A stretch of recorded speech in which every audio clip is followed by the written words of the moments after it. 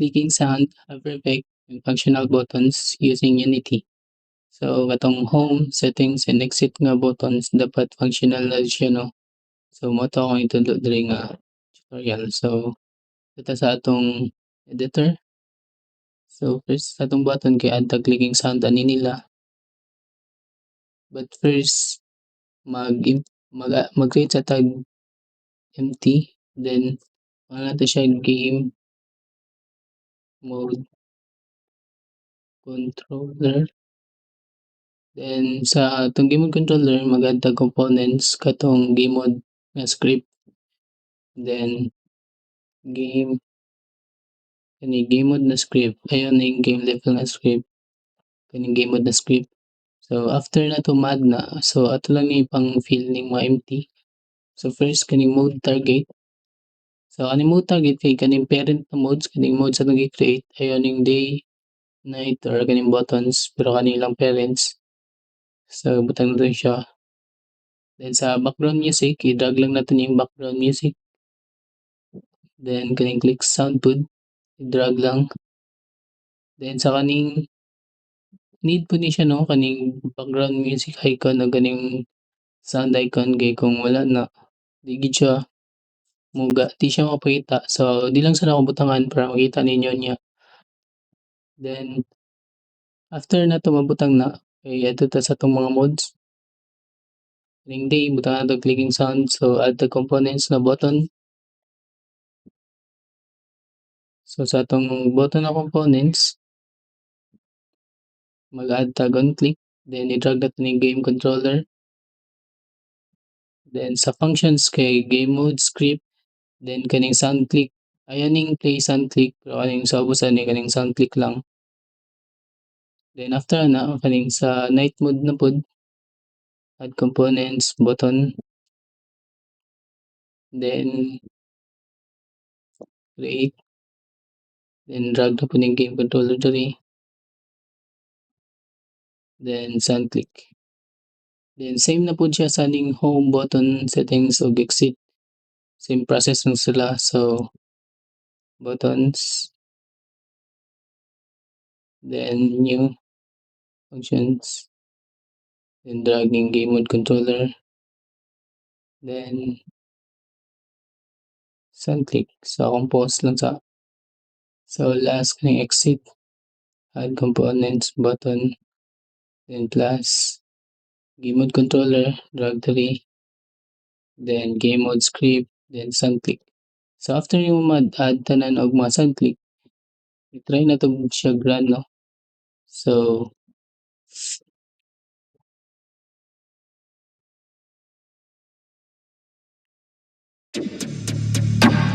ini-run na to na test nimo kay ito makita ra kaning select mode.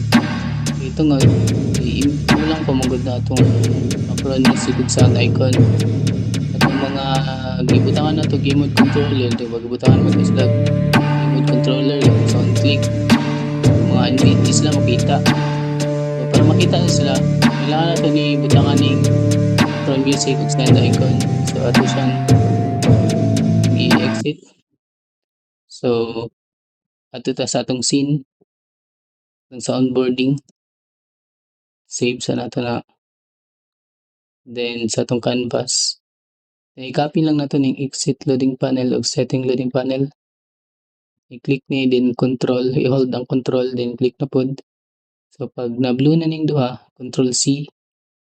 Then balik ta sa atong game mode. Then sa atong canvas. So i-paste na to siya sa canvas. Dili sa canvas dapat naka-highlight siya blue. Then control V. So pag na-paste na dapat na siya sulod sa canvas. So as you can see na siya sa gawas. So dapat naka-highlight ning duha ka blue, ibutang na siya sulod. I-drag then diri sa pinakaubos. So ubos na ning ubos sa mods. Na. So as you can see nasulod na siya. So after na to na masulod kay adto ta diri sa settings, setting tools, then sound tools o background music. So atong ibutang didto sa atong game mode controller kay kaning music off. para sa background music icon. Then kaning sound off para sa sound icon. So after nato na mabutang, try nato run usab.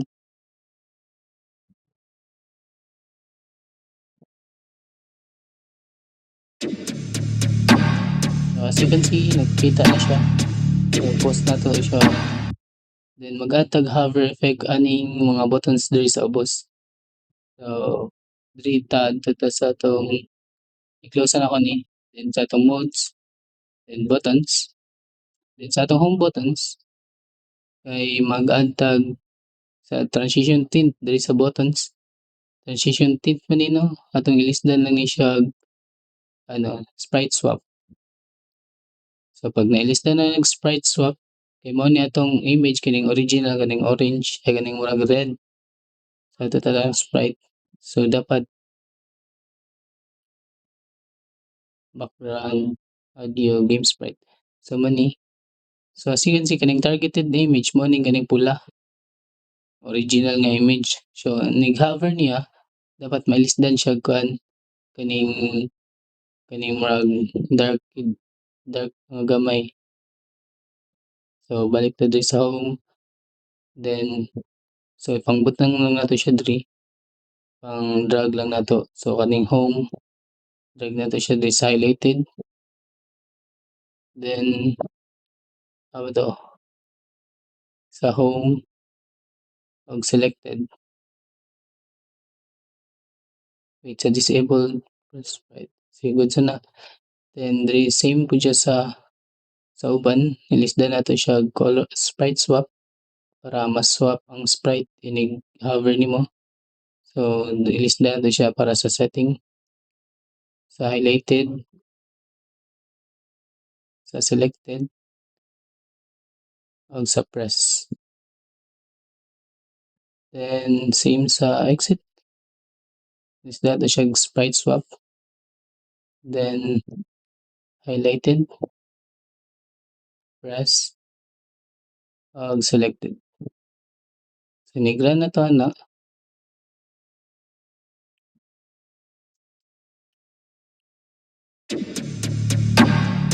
As you can see, ma-hover na siya inig-click na to. So himo na to nig functional na mga button. Tapos back. So first sa home, dapat inig-click niya mobalik siya dito sa home na onboarding. So click lang ni. Then kaning game controller, i-drag lang nimo na siya diri. Wait.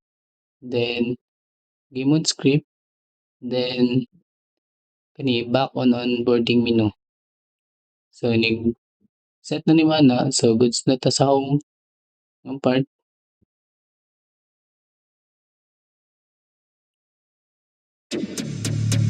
So ni-click niyo sa home. Kasi nibalik na dito. So button sa settings na lang sa exit. So sa settings, ato siyang add ta diri. Then tong first button gikan setting panel, i-drag na tong setting panel diri. Then i-set na to ning game object to set active. Then i-check na to ni kay para ni-click nimo kaning iyang diri iyang active mo check siya murag di man siya active, so naka-uncheck man siya, so di siya active. So pag i-check mo siya, mo active siya. So balik nato diri. So ni-click nimo ning button, ma-set to iyang active status. So balik ta dito.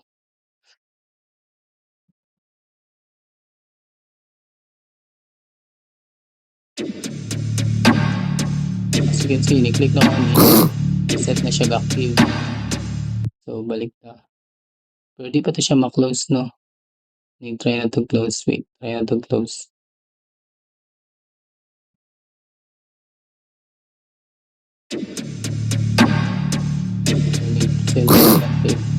Testing na to close. So di siya ma-close siya pero to.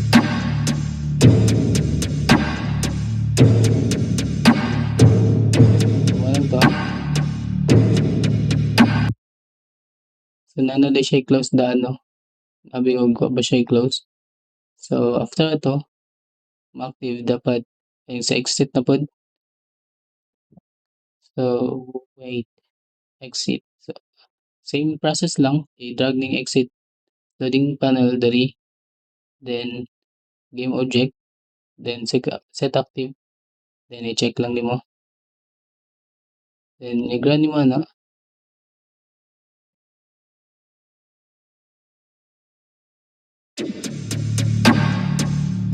Sina na kay settings, then X, sa atong concord, then X. Yun si wala pa siya, di pa siya mugana no, di pa siya ma-off. Punta natin siya fix karon. Sara ko. Kanipot, dapat pwede functions, punta na ito